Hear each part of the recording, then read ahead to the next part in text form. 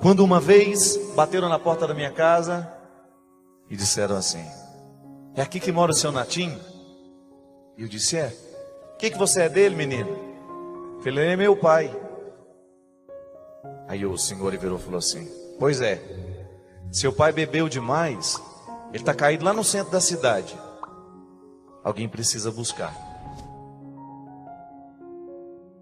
Eu me lembro que meu coração de menino naquela hora sofreu um golpe.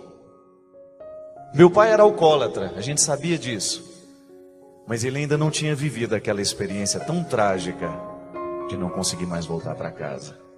E o pior, lá no centro da cidade, meu pai era um homem conhecido, um construtor famoso, bom de serviço, como dizia todo mundo lá. Fui eu, minha mãe, meu irmão. Me recordo como se fosse hoje. Havia chovido, meu pai ainda sujo do trabalho. Era um sábado à tarde, tinha trabalhado a manhã inteira. Passou num boteco, ficou bebendo, não teve força de voltar para casa. Estava na sua bicicleta, caiu, ficou ali, na sarjeta. Havia chovido e ele estava misturado naquela lama que fica entre a calçada e a rua. Quando eu olhei meu pai daquele jeito, sabe? Fiquei pensando. Naquela hora, o que meu coração de criança conseguia sentir era vergonha, só. Medo de que algum coleguinha meu pudesse passar, ver meu pai daquele jeito.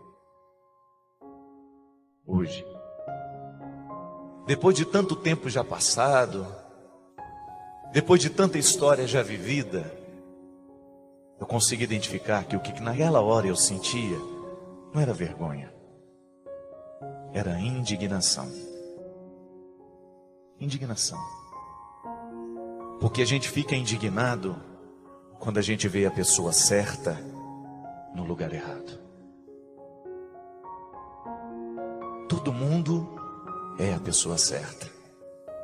Eu não acredito em pessoa errada.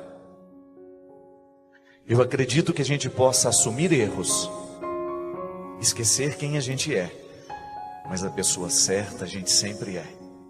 Porque enquanto nós estivermos no impulso do Espírito Santo, na força de sermos filhos de Deus, mesmo que no pecado, nós somos a pessoa certa. Por isso que você não tem o direito de desistir de você. Mas quando a pessoa certa está no lugar errado, a gente corre o risco de esquecer que ela é a pessoa certa. E aí a gente julga pela situação. E o que eu mais sentia vontade de fazer era retirar o meu pai dali logo, para que nós pudéssemos dar um banho nele, para que ele pudesse voltar a ser o meu pai. E às vezes a vida é assim. Nós também estamos caídos em tantas sarjetas por aí. E o pior, caídos sem alguém que possa vir nos ajudar a sair.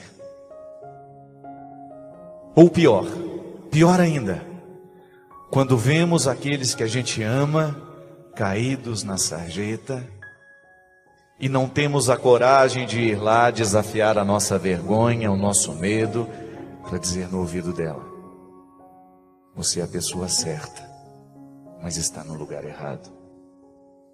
Quem disse que você nasceu para ser assim, objeto dos outros, objeto do prazer dos outros? Quem disse que você nasceu para ser isso? Quem disse que você nasceu para ser drogado? Quem disse que você nasceu para ser esse alcoólatra que você está sendo, para destruir a sua vida, destruir a vida de quem você ama? Quem disse? E eu me recordo que quando eu fiz essa música para Adriana, eu me lembrei da oportunidade que eu vi meu pai caído daquele jeito, mas que pena, eu ainda não sabia cantar. Eu ainda não sabia fazer música, eu ainda não sabia pregar, eu ainda não era padre, eu nem imaginava que um dia eu seria padre. Por isso que depois que eu assumi o meu sacerdócio, eu não me canso de pregar contra o álcool, eu não me canso de pregar contra a droga, eu não me canso de pregar contra a prostituição. Sabe por quê? Tudo isso doeu em mim. Não aprendi nos livros, não. Doeu dentro da minha casa, com irmãs prostituídas, com irmãos drogados, com pai alcoolizado. E se hoje eu tiver força para lhe convencer, eu quero. De que você não nasceu para viver isso que viveram os meus irmãos.